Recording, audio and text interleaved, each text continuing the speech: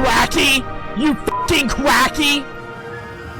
Remember this guy? He used to be everywhere on TikTok, and all he would do was yell. What the fuck? Running up a fucking toilet? The rip jokes are not funny. How the fuck would I be able to say that I'm dead? What's going on, Bart Parks? We're back with another fucking video. You know you've seen him before. My boy with the beanie would be screaming into his $2 headset like he just saw the fucking sash ringing, trash singing, hash slinging slasher, practically breaking his vocal cords just to get some bread. And hey, you gotta do what you gotta do. No shame in the grind. It was entertaining. Seeing Joe rage just made my day. But that was it. He was just the guy who would yell randomly at stupid TikTok shit. At the time, he wasn't seen as a creator, just another TikToker people laughed and scrolled past. But now, he's different, showing his real thoughts and opinions about real things. He still has that iconic rage inside him, but now it's more intentional, more deliberate. Because behind all that yelling was a guy who actually understood the game. Looking back at his TikToks, we realized that none of it was random. Joe knew how to grab attention and, more importantly, how to evolve once he had it. And the wildest part, this might only be the beginning. But to fully understand how Joe got here, we need to go back to where it all started, back to the beanie, back to I've been in the hills fucking dudes, back to TikTok. At first glance, Joe's TikToks just looked stupid and funny. I mean, the first one I ever saw was him trying to break pencils and completely failed, like embarrassingly bad. I mean, I could probably do it. I laughed my ass off, not gonna lie. A grown man trying to break pencils and raging, that's funny as fuck.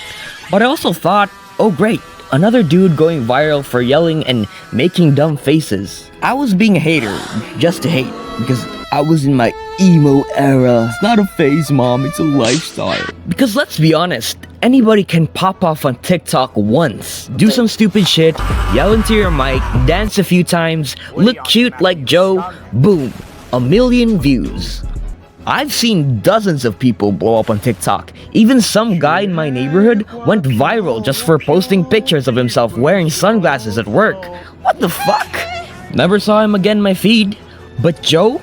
He did it again and again and again. He kept showing up on my For You page, and before I knew it, I became a genuine fan of his absurdity and yelling. That's not luck. That takes skill. It takes timing. It takes knowing exactly who your audience is and what makes them stop scrolling. And more importantly, what makes them come back for more. But he didn't just go viral because he knew what people wanted. He went viral because he became someone people would never forget. A character, a brand, the loud beanie guy yelling at his phone like it owed him money. You'd scroll once, laugh, scroll again, there he was. By the third time, you might not have followed him yet, but you recognize him. That voice, that beanie, that energy, unmistakable. You weren't just watching anymore. You knew Joe Bart-Philosophy. But here's what most people missed. Joe wasn't just yelling for the hell of it. Like that time Joe was screaming at someone cleaning a toilet. That rage was real, but it wasn't random. It was a performance, an intentional outburst packaged as chaos. None of it was accidental. Now don't get me wrong, I'm not saying that the rage was fake, but I'm saying it was an exaggerated version of himself, built to entertain. He built a character, one that was instantly recognizable, someone who wasn't afraid to go full Kamehameha on your ass if you did something stupid. He was unhinged, loud, screaming like a Karen, demanding, "Where is your manager?" And it worked, because it felt real. It wasn't polished, it wasn't pretty, it wasn't scripted or thought out like a TV skit. And in a weird way, it just made sense. Because we were frustrated too.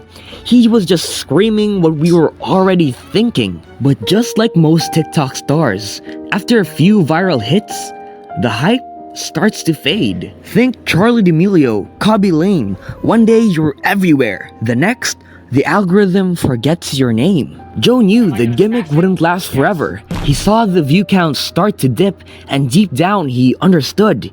If he kept doing the same thing, he'd end up like the rest. Just another guy yelling to a mic while the algorithm quietly moved on without him. So what did Joe do? He took a step back and started thinking like a man with a degree in philosophy. Because, well, he literally has one. He began asking the bigger questions. What's next? What do I actually want to build? Is this what I want to be known for? And instead of milking the same cow until its tits fell off, he pivoted. Quietly, strategically, he started building something that could actually last. Not just a TikTok page, but a platform, a presence, a career where he could actually connect with the people watching. Because Joe Bartolozzi wasn't just trying to go viral anymore. He was trying to build something real. And that all started with YouTube. Having already built a massive following on TikTok, breaking into YouTube should have been a piece of cake for Joe. And in many ways, it was. But the truth is, TikTok's 60-second limit had been holding him back. When fans saw him talk past that time limit, they were surprised, shocked even. This dude could actually talk. He wasn't just loud, he was funny, relatable, and weirdly charming. And his very first YouTube video, it was just him ranting about why he hates public bathrooms so much. It was still a stupid topic, but it was a chance for his fans to see more of him. He proved that he was able to entertain for more than just 60 seconds, because Joe Bartolozzi can last more than 60 seconds, guys, come on. But what's even more impressive was his philosophy channel, where he talked about his beliefs, ideas, and even more serious topics like life and death, showing a completely different side of himself. More serious, more thoughtful, no high production, no flashy edits, just Joe being Joe. But he didn't know much about how to become a full-blown creator yet. He wasn't some long-form content expert, but he figured it out step by step, grinding every video, evolving every time he posted.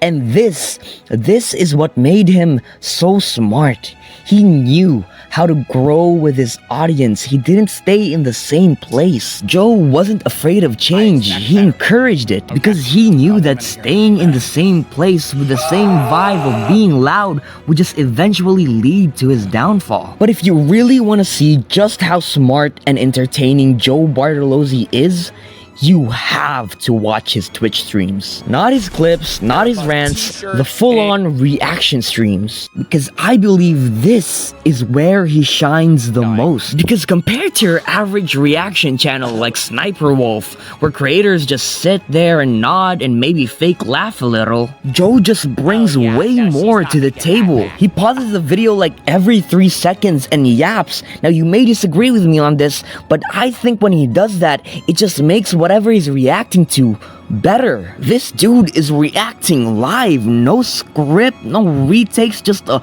loose outline in whatever weird corner of the internet he's diving into that day. And somehow it works better than most pre-edited YouTube videos. He's funny, he's thoughtful, he's brutally honest. 1 minute he's yelling at some ridiculous TikTok prank. The next he's breaking down why something's actually dumb or harmful or fake as hell. He turns a lazy format into actual entertainment, and he does it in real time. Joe's fanbase didn't just come for the laughs. They stuck around because he gave them something real. No filter, no fake persona, just Joe figuring things out with you in real time. That's not just talent, that's skill learned over time. And this is what makes Joe Bartolozzi one of the smartest creators of our time. He was able to look at himself and say, I'm not the greatest yet.